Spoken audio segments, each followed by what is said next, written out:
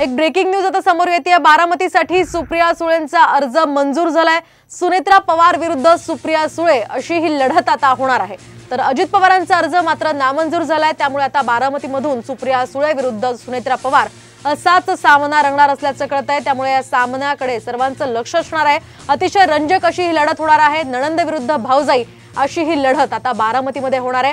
बारामतीची ही निवडणूक खरं तर महायुती आणि महाविकास आघाडी दोन्हींसाठी अतिशय प्रतिष्ठेची आहे।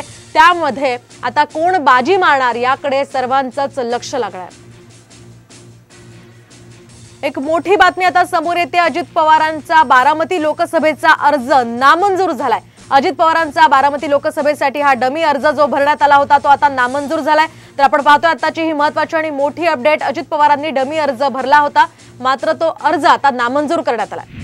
या संदर्भात आपण अधिक माहिती जाणून घेऊयात आमचे प्रतिनिधी सागर आव्हाड यांच्याकडून। सागर, काय अधिकचे अपडेट्स?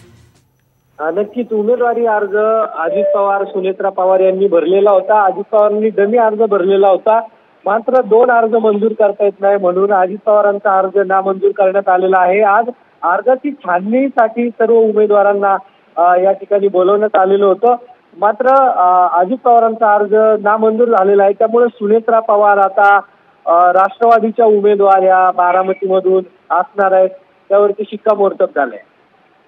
सागर दिलेल्या सविस्तर माहितीसाठी। त्यानंतर आता सुनेत्रा पवार याच महायुतीच्या बारामतीच्या उमेदवार असतील असं निश्चित झालेलं आहे। तर खबरदारीसाठी अजित पवार यांनी हा डमी अर्ज भरला होता आणि तो अर्ज आता नामंजूर करण्यात आलाय।